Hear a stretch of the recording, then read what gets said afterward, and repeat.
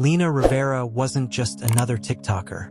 At just 19 years old, her face had been stitched, duet, and copied across millions of phones. With her soft pink hair, quick humor, and quirky filters, she was the type of influencer whose videos made people forget the real world, until the real world caught up with her. Her page, at Lena Loves, was a blend of lip syncs, POVs, and behind-the-scenes college life. She shared clips from her dorm room, nights out with friends, and skits where she acted out boyfriend versus reality moments. In the spring of 2023, she crossed 2 million followers and began getting brand deals, free clothes, and DMs from other verified creators. But by May, something changed. The first red flag. It was subtle at first.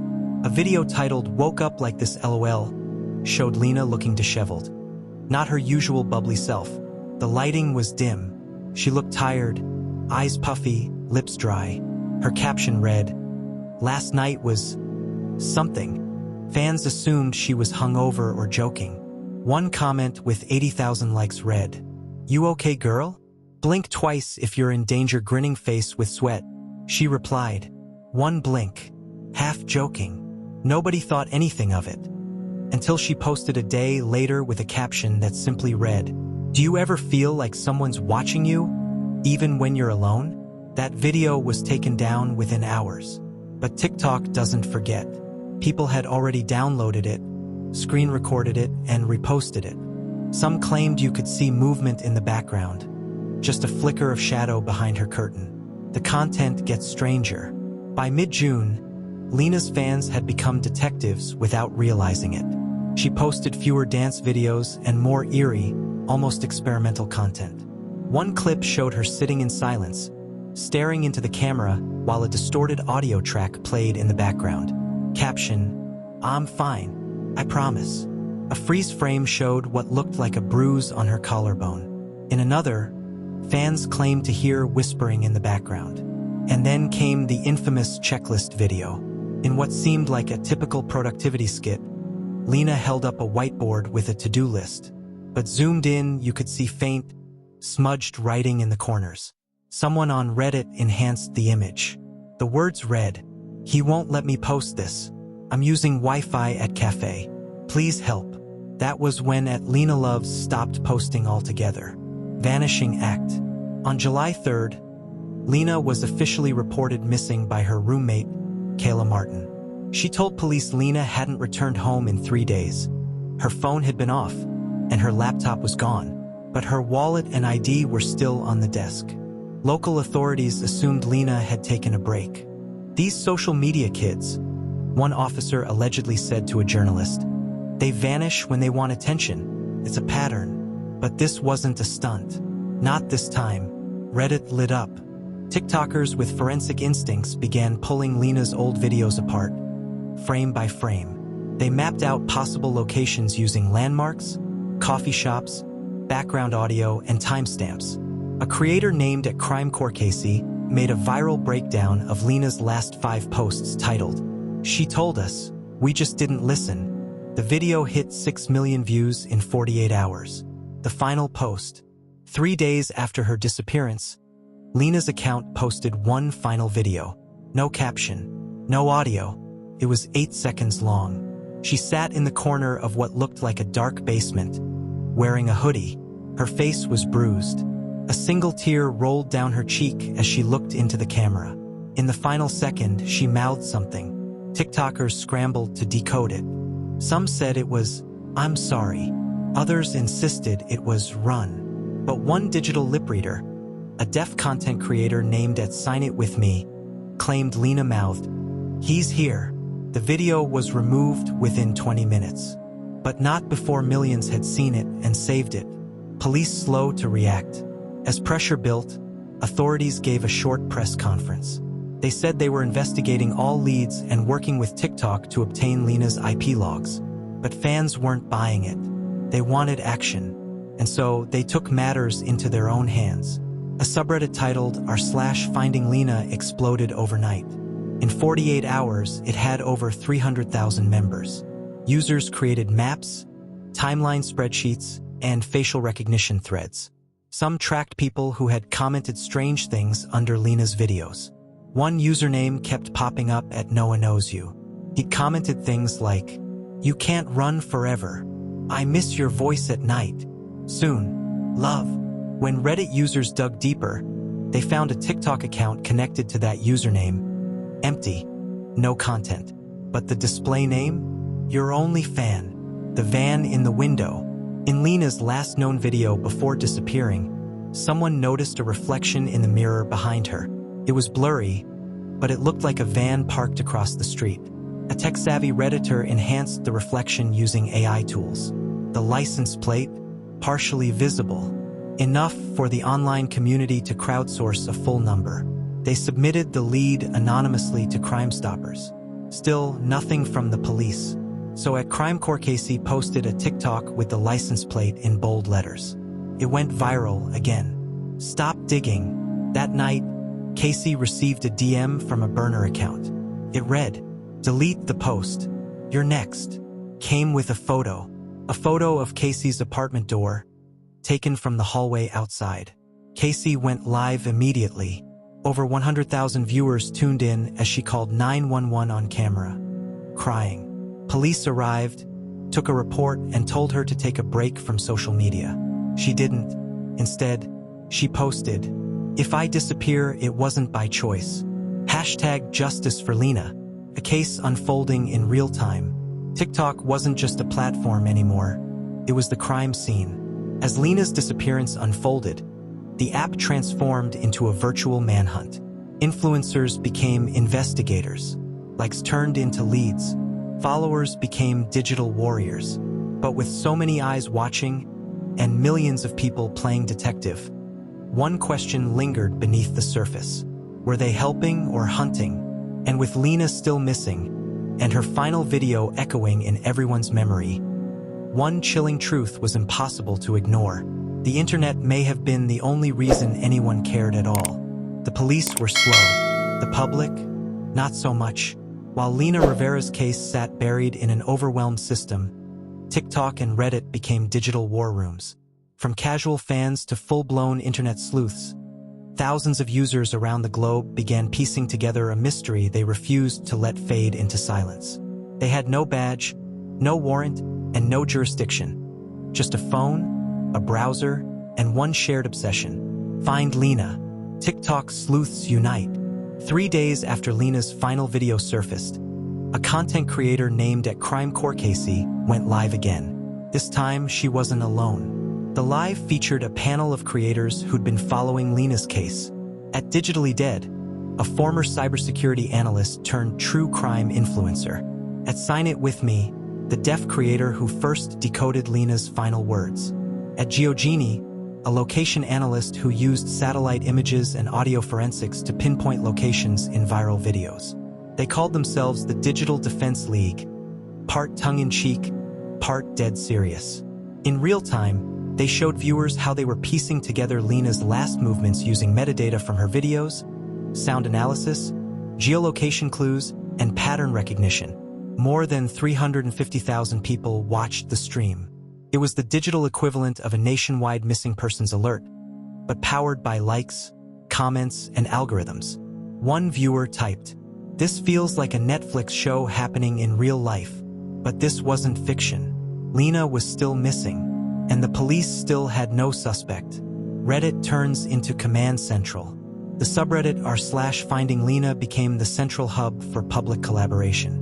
Organized threads sorted evidence by type. Video frame analysis, audio forensics, potential locations, suspect accounts, deleted posts archive.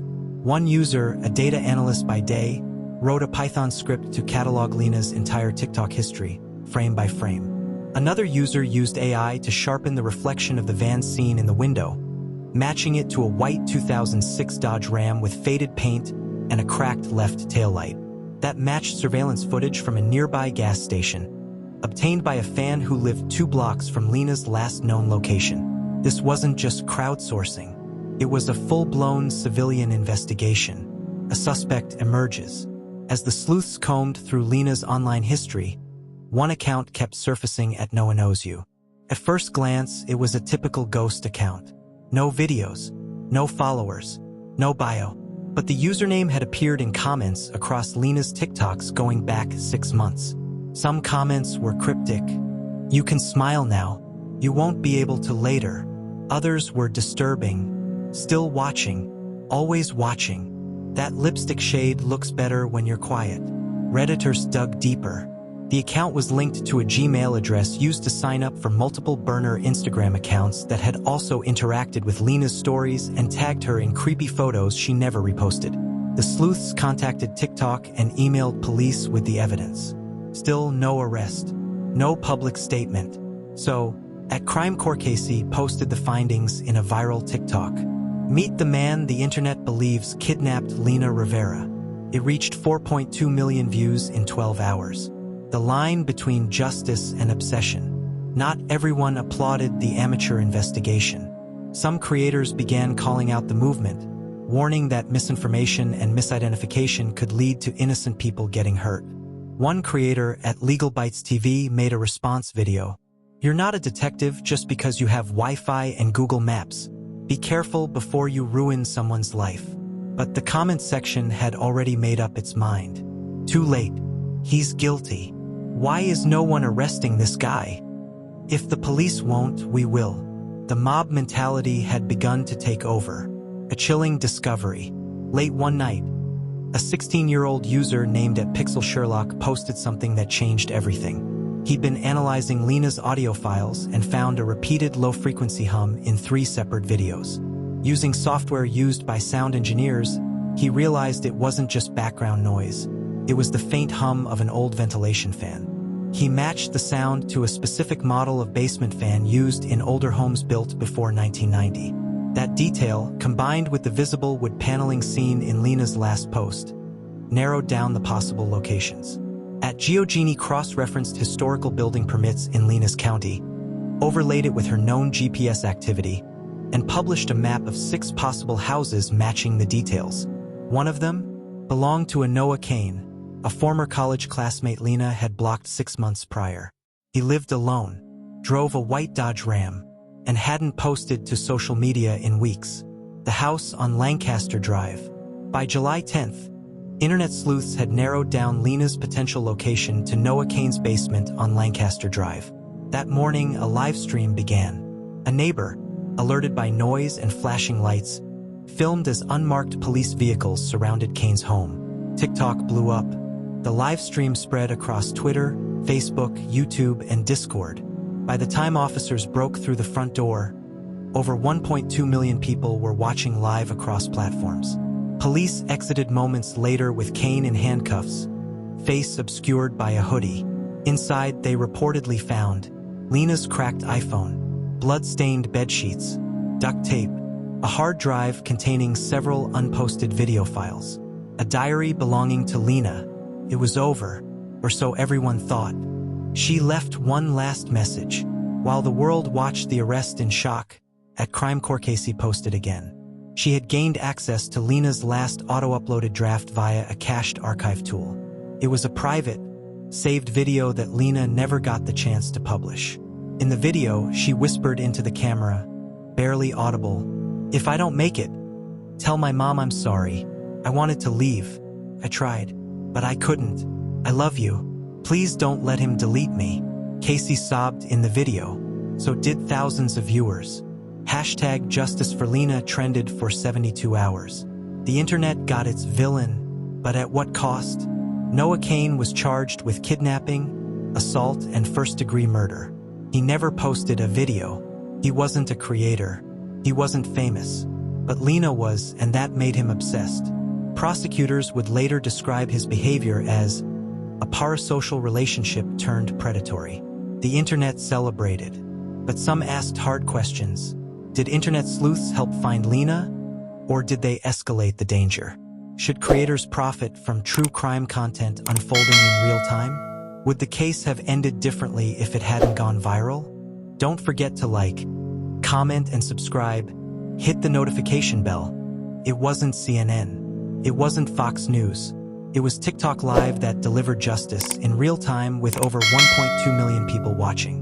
For the first time in true crime history, a criminal arrest unfolded not through court transcripts or news reports, but through a neighbor's smartphone broadcast to millions around the world. The arrest of Noah Kane, accused of abducting and murdering influencer Lena Rivera, became the most viral moment TikTok had ever seen.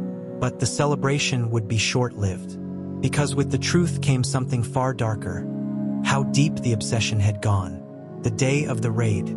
At 10:07 a.m. on July 10th, local police raided a modest two-story home on Lancaster Drive. It was ordinary: a faded lawn, a dented mailbox, white curtains drawn tight.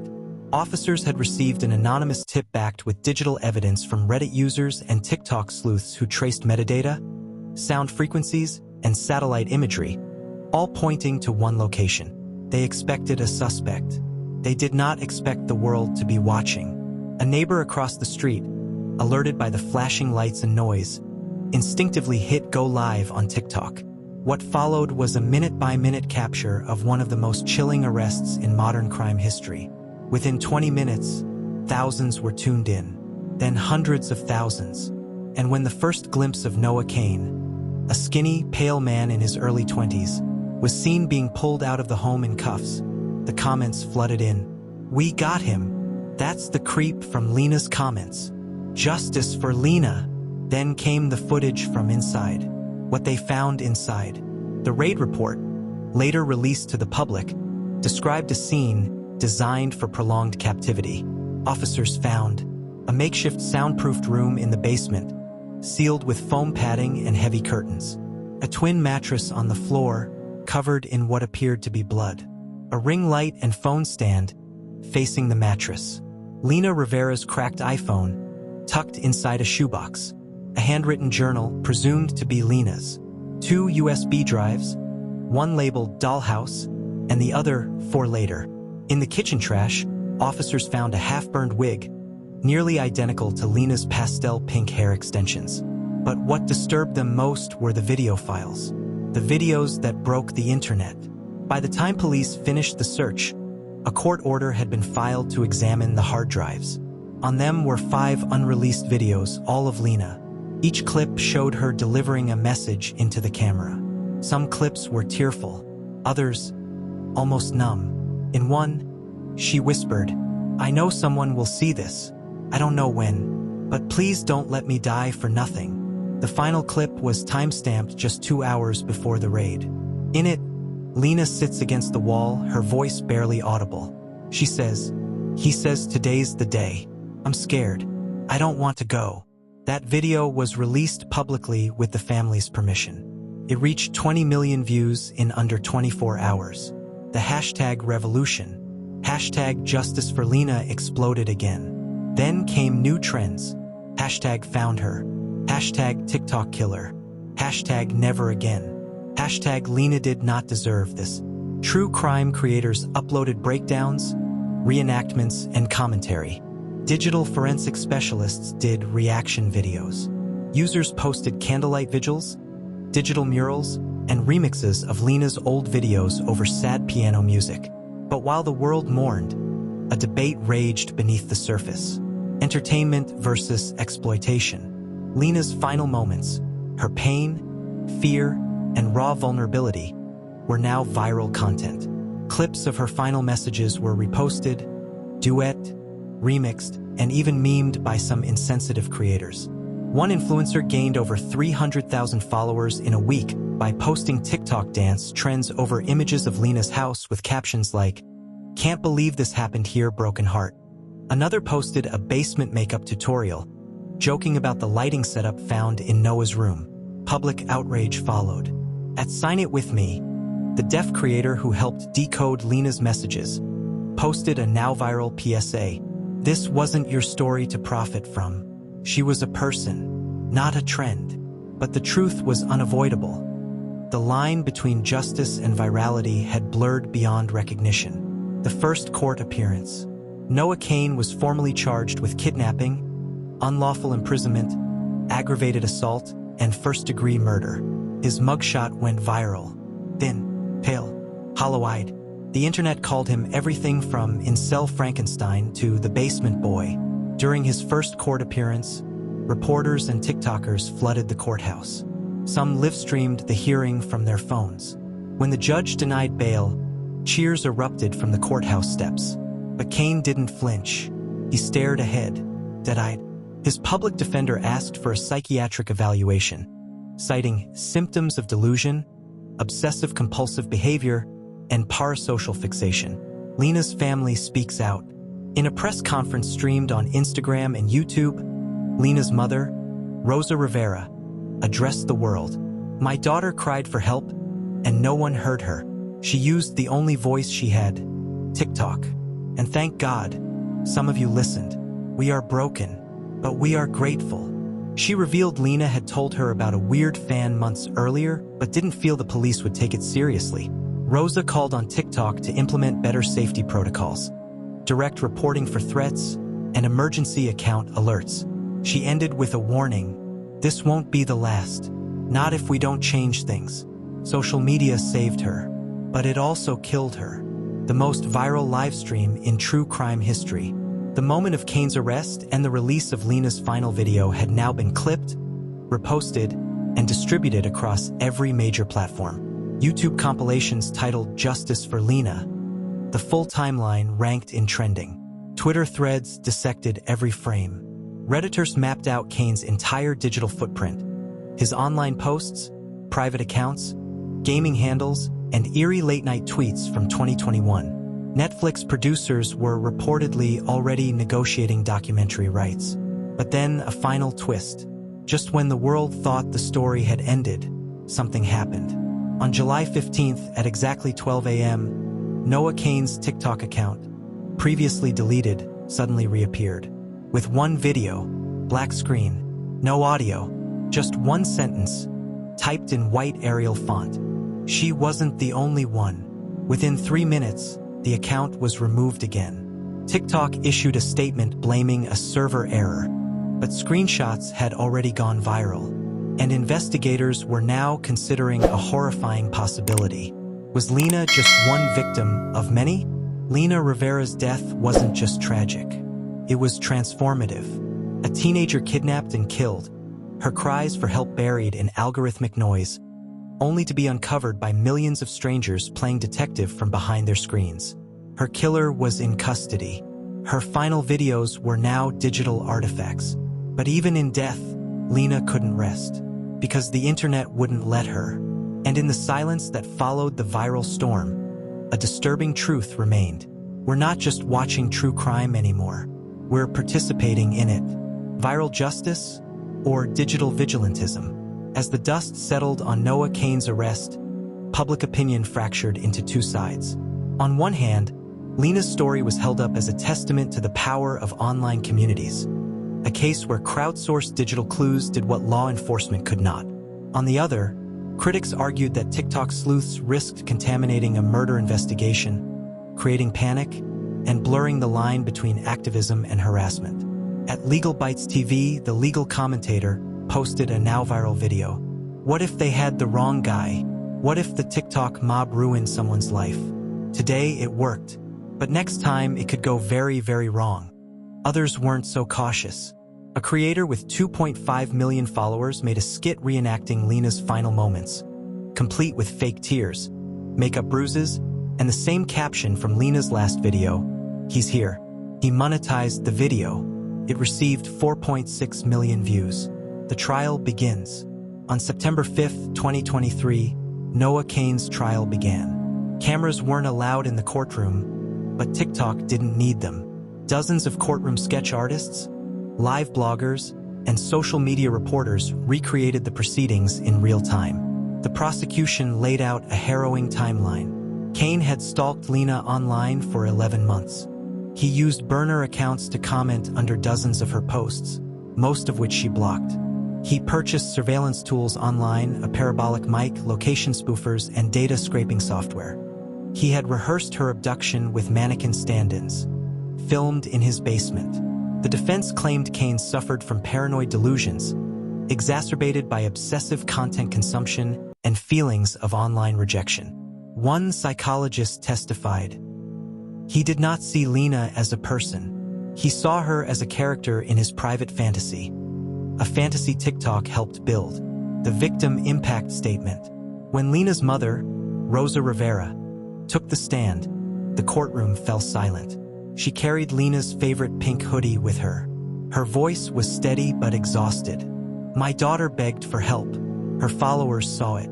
I saw it. But the system didn't listen until it was too late. Now I sleep in her bed just to smell her pillow. She paused, holding up Lena's journal. One entry read, "He keeps watching me online. I feel like a screen can't protect me anymore." Rosa then turned to Noah and said, "I hope every time you close your eyes, you hear her say, 'He's here,' because you'll never forget what you did. And neither will we." TikTok under fire. As the trial continued, pressure mounted on TikTok as a platform. Several journalists uncovered that multiple of Lena's flagged videos, ones that showed signs of distress, had been reviewed and cleared by TikTok's automated moderation system. Content moderation staff were interviewed anonymously. One claimed, "We're told to prioritize nudity, hate speech, and spam. Distress signals? That's not our job." Activists launched petitions, #JusticeForLenaAct, calling for a national policy requiring platforms to escalate flagged videos with potential danger. #WatchMeAct, encouraging influencers to publicly share platform safety reports. #ProtectCreators, demanding TikTok implement emergency red flag buttons for creators in danger. TikTok responded with a vague promise to review and improve internal safety tools. The final verdict. On October 14, 2023, Noah Kane was found guilty on all counts: first-degree murder, kidnapping, unlawful imprisonment, use of electronic means to harass and stalk. He showed no emotion as the verdict was read. The judge sentenced him to life without parole. In the hallways of the courthouse, Lena's supporters erupted in applause. Across the internet, millions reposted Lena's old videos, celebrating the conclusion of a case that had haunted them for months. One comment stood out on her final video. "You were more than a case. You were a voice. And we heard you." Internet immortality. Lena Rivera's story didn't fade. It became legend. Her old videos resurfaced in tribute clips. Musicians sampled her final whispers. A documentary was announced by Hulu. A podcast series called She Posted Her Killer debuted at #1 on Spotify. True crime content creators used Lena's case as a reference for how digital footprints can save lives or destroy them. But not all attention was noble. Imposter accounts popped up, pretending to be Lena's ghost. Some creators used AI to generate fake new videos of her. A dark corner of the internet even began worshipping Noah Kane, calling him a martyr of the digital age. The Rivera family took legal action to have deepfake content removed. TikTok began enforcing stricter impersonation rules. One last file. 2 weeks after the verdict, a private investigator working with the Rivera family found something chilling. One of the USB drives found in Kane's home contained an encrypted folder, unopened by police. Inside were videos and images of 3 other women. None of them were Lena. 2 were missing persons from nearby counties. 1 had never been reported missing. In one video, Kane says to the camera, "It's easier when they don't post." Lena made it hard. She wanted to be found. She was loud. She made me finish early. Authorities now suspect Kane may be responsible for more than one murder. The investigation was reopened, this time with national attention. And so, Lena's case, which started with a suspicious TikTok post, ended with the discovery of a serial predator, uncovered by the very platform he used to hunt. Final words. The TikTok killer case wasn't just about a girl who vanished. It was about the terrifying power of parasocial obsession, the failures of digital systems meant to protect us, and the dangerous edge where fame becomes fatal. But in the darkness, one thing shined through: a community that refused to stay silent. They saw the signs, they believed the victim, and they made sure the world listened, even if it took millions of views to save just one life. Don't forget to like, comment, and subscribe. Hit the notification bell for more true crime story.